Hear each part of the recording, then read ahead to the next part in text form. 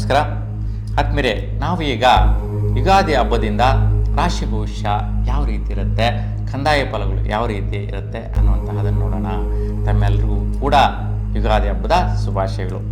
ನೋಡಿ, ರಾಶಿ ಭವಿಷ್ಯ ಅಂದಾಗ ವೃಷಭ ರಾಶಿಯವರಿಗೆ ಯಾವ ರೀತಿ ಇರುತ್ತೆ ಕಂದಾಯ ಫಲಗಳು, ಆದಾಯ ವ್ಯಯಾದಿಗಳು, ಮತ್ತು ಈ ವರ್ಷದಲ್ಲಿ ಯಾವ ತಿಂಗಳುಗಳಲ್ಲಿ ಏನು ಫಲಾಫಲಗಳನ್ನು ನೀವು ಪಡಿತೀರಾ, ಈ ಒಂದು ಯುಗಾದಿಯಿಂದ ಬರುವ ವರ್ಷ ಯುಗಾದಿವರೆಗೂ ಅಂದರೆ ಮಾರ್ಚ್ 30, 2025ರಂದು ಪ್ರಾರಂಭಿಸ್ತಾ ಇರ್ತಕ್ಕಂಥ ಯುಗಾದಿಯಿಂದ 2026ರಲ್ಲಿ ಬರುವಂತಹ ಯುಗಾದಿವರೆಗೂ ನಾವು ಮಾಸ ಫಲಗಳನ್ನು ನೋಡ್ತೀವಿ. ಮೊದಲಿಗೆ ಕಂದಾಯ ಫಲಗಳು, ಆದಾಯ ವ್ಯಯಾದಿಗಳು ಯಾವ ರೀತಿ ಇರುತ್ತೆ ಅಂತ ನೋಡೋಣ. ನೋಡಿ, ಆದಾಯಗಳು ತುಂಬ ಉತ್ತಮ ಸ್ಥಿತಿಯಲ್ಲಿದೆ. ಅಂದರೆ 11 ಭಾಗದಷ್ಟು ಆದಾಯಗಳಿದೆ. ಒಟ್ಟು 12ರಲ್ಲಿ 11 ಭಾಗದಷ್ಟು ಆದಾಯಗಳು ಪಡೆಯುವಂತಹ ಯೋಗ ಇದೆ. ನೋಡಿ, ವ್ಯಯ 5 ಭಾಗ ಅಂದರೆ ಕಡಿಮೆ ಪ್ರಮಾಣದಲ್ಲಿ ವ್ಯಯ ಇರ್ತಕ್ಕಂತಹದ್ದು.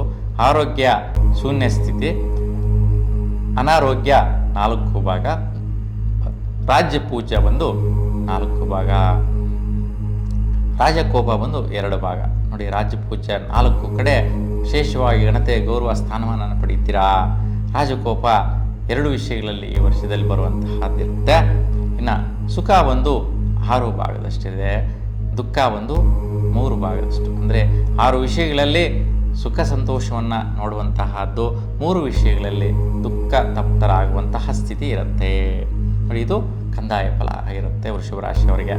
ಇನ್ನು ಈ ವರ್ಷ ಪೂರ್ತಿ ಯಾವ ರೀತಿ ಇರುತ್ತೆ ನಿಮ್ಮ ಜೀವನ ಫಲ ಅಂತ ನೋಡಿದ್ರೆ, ನೋಡಿ, ವೃಷಭ ರಾಶಿಯವರಿಗೆ ಮುಖ್ಯವಾಗಿ 13ರವರೆಗೂ, 13ನೇ ತಾರೀಕು ಏಪ್ರಿಲ್ವರೆಗೂ ಕೂಡ ವಿಶೇಷವಾಗಿ ಆದಾಯ ಫಲಗಳು, ನೋಡಿ 4-5 ರೀತಿಯ ಆದಾಯಗಳನ್ನು ಗಳಿಸುವಂತಹ ಒಂದು ಯೋಗ ನಿಮ್ಮದಾಗಿರುತ್ತೆ 13 ಏಪ್ರಿಲ್ವರೆಗೂ. 13 ನಂತರ ಸ್ವಲ್ಪ ಖರ್ಚುಗಳು ಜಾಸ್ತಿ ಬರುವಂತಹ ಸಾಧ್ಯತೆ ವೃಷಭ ರಾಶಿಯವರಿಗಿದೆ. ಅನವಶ್ಯಕವಾಗಿ ಕೆಲವೊಂದು ಇನ್ವೆಸ್ಟ್ಮೆಂಟ್ ಮಾಡುವಂತಹದ್ದಾಗಿರ್ಬೋದು. ಸೊ ಅವಶ್ಯಕವಾಗಿ ಅಂದರೆ ಅನಾವಶ್ಯಕವಾಗಿ ಅಂತಂದರೆ ಕೆಲವೊಂದು ಮಾಡ್ತೀರಾ, ಅದು ಪ್ರತಿಫಲ ಸಿಗುವಂತಹ ಸ್ಥಿತಿ ನಿಮ್ಮದಾಗಿರುತ್ತೆ. ಏನೋ ಒಂದು ಗೊತ್ತಿದ್ದು ಗೊತ್ತಿಲ್ಲದಿರ ಇನ್ವೆಸ್ಟ್ಮೆಂಟ್ ಮಾಡಿಬಿಡುವಂಥದ್ದು, ಅದರಿಂದ ಒಳ್ಳೆ ರೀತಿ ಪ್ರತಿಫಲ ಸಿಗುವಂತಹ ಸ್ಥಿತಿ ನಿಮ್ಮದಾಗಿರುತ್ತೆ. ಆ ಖರ್ಚು ಮಾಡಿದ್ರೂ ಸಹ ದುಡ್ಡಾಗಿ ಬರುವಂತಹ ಯೋಗ, ಬಿಸ್ನೆಸ್ ಆಗಿ ಬರುವಂತಹ ಯೋಗ ಕೂಡ ಇರುತ್ತೆ. ಇನ್ನು ಮೇ 14ರ ನಂತರ ನಿಮ್ಮ ವೈಯಕ್ತಿಕ ಜೀವನದಲ್ಲಿ ಬಹಳಷ್ಟು ಬದಲಾವಣೆಗಳನ್ನು ನೋಡ್ತೀರಾ. ಯಾವುದೋ ಒಂದು ಕೆಲಸ ಕಾರ್ಯ ಕೈ ಹಾಕುವಂತಹದ್ದು, ಮನೆ ಕಡೆ ಒಂದು ವಿಶೇಷವಾದ ಕಾರ್ಯಕ್ರಮಗಳು ಮಾಡುವಂತಹದ್ದು, ಸ್ನೇಹಿತರಿಂದ ಬದಲಾವಣೆ ತಂದುಕೊಳ್ಳುವಂತಹದ್ದು, ಜೀವನದಲ್ಲಿ ಸುಖ ಸಂತೋಷ ನೆಮ್ಮದಿ ಸಿಗುವಂತಹದ್ದು, ನಿಮ್ಮದೇ ಆದಂಥ ವೈಯಕ್ತಿಕ ದೃಢ ನಿರ್ಧಾರಗಳನ್ನು ತೆಗೆದುಕೊಳ್ಳುವಂತಹ ಒಂದು ವಿಶೇಷತೆಗಳು ನಿಮಗೆ ಮೇ 14ರ ನಂತರ ಲಭಿಸುತ್ತೆ. ಇನ್ನು ಜೂನ್ 15ರ ನಂತರ ಒಂದು ಬಿಸ್ನೆಸ್ ವ್ಯಾಪಾರ ವ್ಯವಹಾರಗಳಲ್ಲಿ ದುಡ್ಡು ಕಾಸು ನೋಡುವಂತಹ ಒಂದು ಭಾಗ್ಯ ನಿಮ್ಮದಾಗಿರುತ್ತೆ. ಈ ವಿಷಯದಲ್ಲಿ ಒಳ್ಳೆ ರೀತಿ ಪ್ರತಿಫಲಗಳಿರುತ್ತೆ, ಅನುಕೂಲಗಳು ಕೂಡ ಇರುತ್ತೆ. ಇನ್ನು ವಿಶೇಷವಾಗಿ ನಿಮ್ಮ ಒಂದು ಭಾತೃಕಾರಕರಲ್ಲಿ ಪ್ರತಿಫಲಗಳು ನೋಡಿದ್ರೆ ಜುಲೈ 16ರ ನಂತರ ವಿಶೇಷವಾಗಿ ನಿಮ್ಮ ಒಂದು ಭಾತೃಕಾರಕತ್ವದಲ್ಲಿ ವಿಶೇಷವಾಗಿ ಒಳ್ಳೆಯ ರೀತಿಯ ಒಂದು ಮನಸ್ಥಿತಿ, ಅಭಿಪ್ರಾಯ ಚೆನ್ನಾಗಿರುತ್ತೆ. ಆ ಒಂದು ವಿಚಾರದಲ್ಲಿ ನನ್ನ ತಮ್ಮ ಯಾವುದೋ ಒಂದು ಸೆಟ್ಲ್ಮೆಂಟುಗಳು, ಹಣಕಾಸಿನ ವಿಚಾರ ಒಂದು ಇತ್ಯರ್ಥ ಮಾಡಿಕೊಳ್ಳುವಂತಹದ್ದು, ಇವೆಲ್ಲ ಕೂಡ ನಡೆಯುವಂಥ ಸಾಧ್ಯತೆಗಳು ಜುಲೈ 16ರ ನಂತರ ನಡೆಯುತ್ತೆ. ಇನ್ನು ಆಗಸ್ಟ್ 16ರ ನಂತರ ನಿಮ್ಮ ಸ್ವಸ್ಥಾನದಲ್ಲಿ ಯಾವುದೋ ಒಂದು ಕಾರ್ಯಕ್ರಮ ಮಾಡುವಂತಹದ್ದಾಗಿರುತ್ತೆ. ಸರ್ಕಾರಿ ಉದ್ಯೋಗದಲ್ಲಿ ಬಲ ಬರುವಂತಹದ್ದಾಗಿರುತ್ತೆ.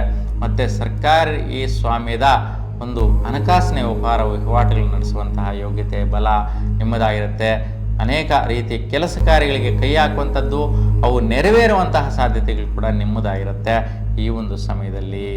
ಇನ್ನು ಸೆಪ್ಟೆಂಬರ್ 16ರ ನಂತರ ವಿಶೇಷವಾಗಿ ಯಾರೆಲ್ಲ ವಿದ್ಯಾಭ್ಯಾಸ ಮಾಡ್ತಾ ಇರ್ತಕ್ಕಂಥ ವಿದ್ಯಾರ್ಥಿಗಳಿದ್ದೀರಾ ಅಂಥವರಿಗೆ ವಿದೇಶ ಪ್ರಯಾಣ ಮಾಡುವಂತಹ ಒಂದು ಮಹಾಭಾಗ್ಯ ಮತ್ತು ವಿಶೇಷವಾಗಿ ನಿಮ್ಮದೇ ಆದಂತಹ ಒಂದು ಸ್ವಯಂ ಅಭಿವೃದ್ಧಿ ಬಲ, ವೃತ್ತಿಯೋಗ ಬಲ ಇವೆಲ್ಲವೂ ಕೂಡ ಸಿಗುತ್ತೆ.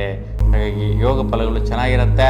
ಮತ್ತು ಭೂಮಿ ಪ್ರತಿಫಲಗಳಲ್ಲಿ ವಿಶೇಷವಾಗಿ ವ್ಯಾಪಾರ ವ್ಯವಹಾರ ನಡೆಸುವಂತಹದ್ದು, ಬಿಲ್ಡಿಂಗ್ ಮಾಡ್ತಾ ಇರ್ತಕ್ಕಂತಹವರಿಗೆ ಒಳ್ಳೆಯ ರೀತಿಯ ಒಂದು ವ್ಯಾಪಾರ ಆಗುವಂತಹದ್ದು ನಡೆಯುತ್ತೆ.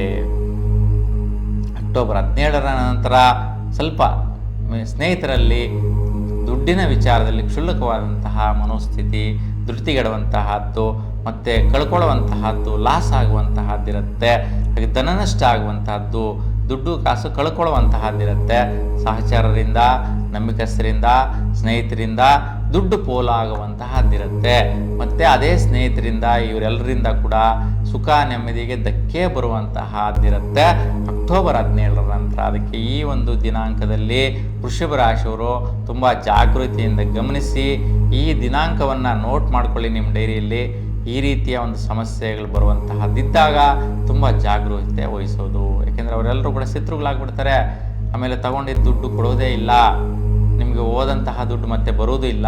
ನಿಮ್ಮ ಹತ್ರ ದುಡ್ಡು ಕಾಸು ಅಂತಾರೆ, ವಜ್ರ ವೈಡೂರ್ಯ ಮುತ್ತು ರತ್ನಗಳು ಏನಾದರೂ ಇರಲಿ ಎಲ್ಲ ಕೂಡ ಕಳ್ಕೊಂಡು ಬಿಡುವಂತಹ ಸಾಧ್ಯತೆ ಅಕ್ಟೋಬರ್ 17ರ ನಂತರ ಇರುತ್ತೆ, ಒಂದು ತಿಂಗಳ ಕಾಲ.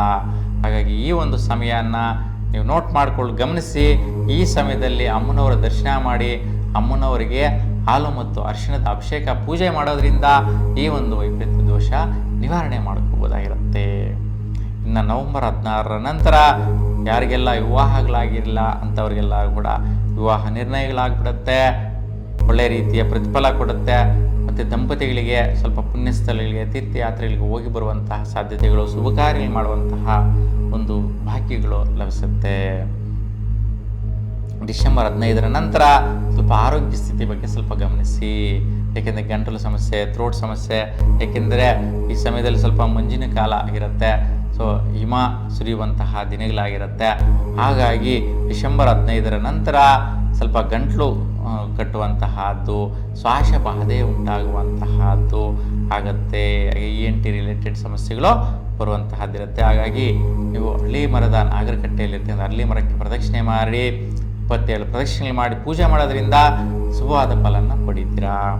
ಇನ್ನು ಜನವರಿ 14, 2026 ನೋಡಿ, ಈ ದಿನಾಂಕದ ನಂತರ ವಿಶೇಷವಾಗಿ ನೀವು ಭಾಗ್ಯ ಪ್ರಯತ್ನಗಳಿಗೆ ಕೈ ಹಾಕ್ತೀರಾ, ವಿಚಾರದಲ್ಲಿ ಶ್ರಮ ಪ್ರಯತ್ನ ಮಾಡ್ತೀರಾ, ಅವು ಫಲಿಸುವಂತಹ ಒಂದು ಅನುಕೂಲತೆಗಳು ಕೂಡ ನಿಮಗೆ ಲಭಿಸುತ್ತೆ. ಇನ್ನು 2026 ಫೆಬ್ರವರಿ 12ನೇ ತಾರೀಕಿನ ನಂತರ ವಿಶೇಷವಾಗಿ ವೃತ್ತಿಯಲ್ಲಿ ಅಭಿವೃದ್ಧಿ, ಏನು ಶ್ರಮ ಪಟ್ಟು ಕೆಲಸ ಕಾರ್ಯ ನಿರ್ವಹಿಸ್ತಾ ಇದ್ದೀರಾ ಆ ವಿಷಯದಲ್ಲಿ ನಿಮ್ಮದೇ ಆದಂತಹ ಒಂದು ಚಾಕಚಕ್ಯತೆ, ಅಭಿವೃದ್ಧಿ, ಪ್ರತಿಫಲ ಪಡೆಯುವಂತಹದ್ದಿರುತ್ತೆ. 2026 ಮಾರ್ಚ್ 14ರ ನಂತರ ಸ್ವಲ್ಪ ಆದಾಯಗಳನ್ನ ಗಳಿಸುವಂತಹದ್ದು ಹೆಚ್ಚಾಗಿರುತ್ತೆ. ಶುಭದಾಯಕವಾದಂತಹ ಆದಾಯಗಳು, ದೊಡ್ಡ ಮೊತ್ತದ ಆದಾಯಗಳು, ಒಳ್ಳೆಯ ರೀತಿಯ ಪ್ರತಿಫಲದಾಯಕ ಆದಾಯಗಳನ್ನ ಗಳಿಸುವಂತಹದ್ದಿರುತ್ತೆ. ಹಾಗಾಗಿ ತುಂಬ ಉತ್ತಮವಾದಂಥ ಫಲಗಳು. ಒಂದು 2-3 ವಿಷಯಗಳನ್ನು ಬಿಟ್ಟರೆ ಬೇರೆ ಎಲ್ಲ ರೀತಿಯ ಒಂದು ಸುಫಲಗಳಿದೆ. ನಾನು ತಿಳಿಸಿರ್ತಕ್ಕಂಥ ಗ್ರಹದ ಪರಿಹಾರಗಳು ಮಾಡ್ಕೊಳ್ಳಿ, ತುಂಬ ಉತ್ತಮವಾದಂತಹ ಫಲ ಈ ವರ್ಷದಲ್ಲಿ ನೀವು ಪಡೆಯುವಂತಹದ್ದಿದೆ. ನಿಮ್ಮೆಲ್ಲರೂ ಕೂಡ ನಿಮ್ಮ ಇಷ್ಟದೇವರ ಅನುಗ್ರಹ ಸದಾಕಾಲ ನಿಮ್ಮ ಮೇಲೆ ಇರಲಿ ಅಂತ ನಿಮ್ಮೆಲ್ಲರಿಗೂ ಕೂಡ ಶುಭವನ್ನು ಕೋರ್ತಾ ಎಲ್ಲರಿಗೂ ಕೂಡ ಶುಭವಾಗಲಿ. ನಮಸ್ಕಾರ.